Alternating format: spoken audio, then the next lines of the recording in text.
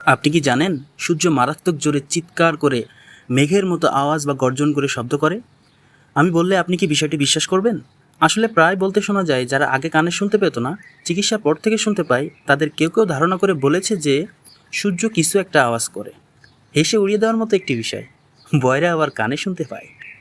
আসল বিষয়টা জানলে আপনি একেবারেই তাদের এই ধারণাকে ফেলে দিতে পারবেন না। আধুনিক যুগের বিজ্ঞানীরা এটা আবিষ্কার করে ফেলেছে যে সূর্য আসলেই আওয়াজ করে, আর তাদের ধারণা সত্য। আমরা জানি মহাকাশে বিভিন্ন স্তর আছে, যার কারণে মহাকাশে শব্দ চলাচল করতে পারে না। বিজ্ঞানীদের মতে এই বিভিন্ন স্তরগুলো না থাকতো, তাহলে সূর্যের আওয়াজ মানুষের কাছে বিকটভাবে ভেসে আসতো। বিজ্ঞানীরা এমনই একটি শব্দের আওয়াজ রেকর্ড করেছে। সেটি শোনার আগে এই বিষয়টি জেনে নিন। মনে করুন, এখনই যদি সূর্য পৃথিবী থেকে গায়েব হয়ে যায়, তারপরও তার শেষ আলো পৃথিবীতে আসতে প্রায় 8 মিনিট 20 সেকেন্ডের মতো সময়ের প্রয়োজন হবে। আর সূর্যের শব্দ যদি পৃথিবীতে আসতে পারত, তাহলে তা আসতে প্রায় 14 বছরের মতো সময় লাগত।